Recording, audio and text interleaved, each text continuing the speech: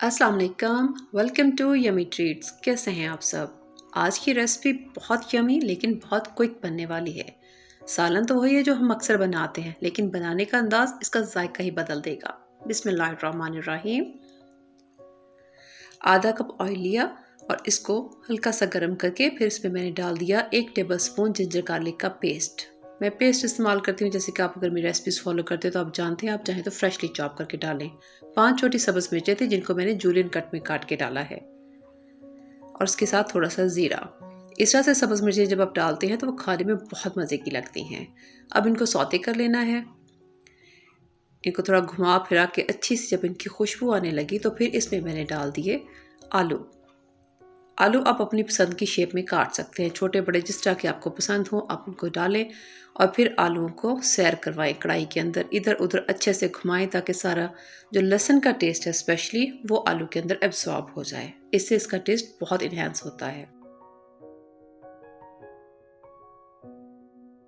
और अब हम आलूओं को बनाएंगे थोड़ा सा नमकीन, यानी कि इसमें डालेंगे नमक और साथ ही इनको रंगदार कर देंगे। रंग देंगे हल्दी के साथ, 1 टीस्पून हल्दी डाल दी मैंने और अब इनको मज़ीद भूनना है। इससे नमक जो है वो बहुत अच्छे से एब्सॉर्ब हो जाएगा आलू के अंदर।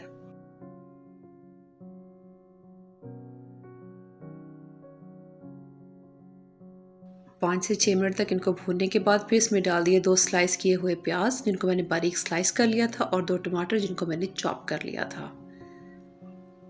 और अब हम इनको भी अच्छे से मिक्स करेंगे और साथ साथ टमाटर को थोड़ा थोड़ा मैश करते जाएंगे ताकि वो अच्छे से इसमें मसाला सा इसका पेस्ट बन जाए।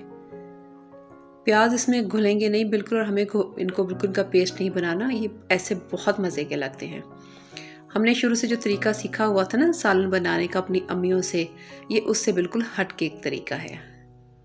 अच्छे से मिक्स करके 2 से 3 मिनट के बाद इसमें डाल दी मैंने सुरख मिर्च और उसके साथ ही धनिया पाउडर।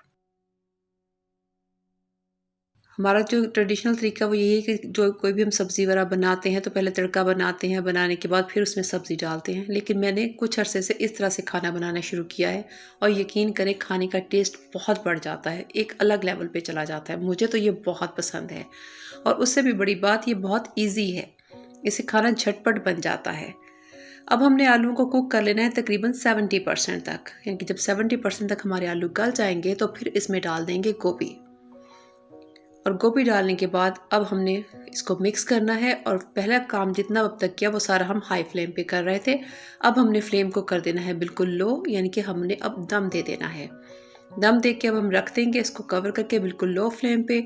अब यहाँ पे है आपकी अपनी चॉइस, अगर तो आपको बिल्कुल खिली खिली सी गोभी पसंद है तो आप 5 से 7 मिनट दम देंगे और ये गोभी बन जाएगी।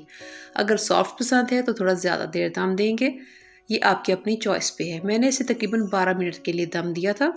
दरमियान में 2 से 3 दफ़ा मैंने इसको हिला भी दिया था ताकि नीचे ना चिपक जाए और हमारा बना बनाया सालन ख़राब ना हो जाए। और यूँ हमारा मज़ेदार किस्म का बहुत ही खुशबूदार आलू गोभी का सालन तैयार है। और अब हम इसको मज़ीद खुशबूदार करेंगे। इसमें डालेंगे गरम मसाला, सब्ज़ धनिया और उसके साथ बिल्कुल छोटी छोटी सब्ज़ मिर्चें मैं बिल्कुल एंड में शामिल करती हूँ। ये खाने में फिर बहुत मज़े की लगती हैं। जिनको स्पाइसी खाना पसंद है ये उनके लिए स्पेशली। आज की रेसिपी कैसी लगी? अच्छी लगी है तो फ़ौरन से लाइक करें, वीडियो को शेयर करें और चैनल पे नए हैं तो सब्सक्राइब करें और बेल आइकन प्रेस करें ताकि आप नेक्स्ट कोई भी यमी रेसिपी मिस ना करें। यहाँ पे आपको हर किस्म की रेसिपीज़ मिलेंगी, ट्रेडिशनल भी और फ्यूजन भी, चाइनीज़ भी और इटालियन भी।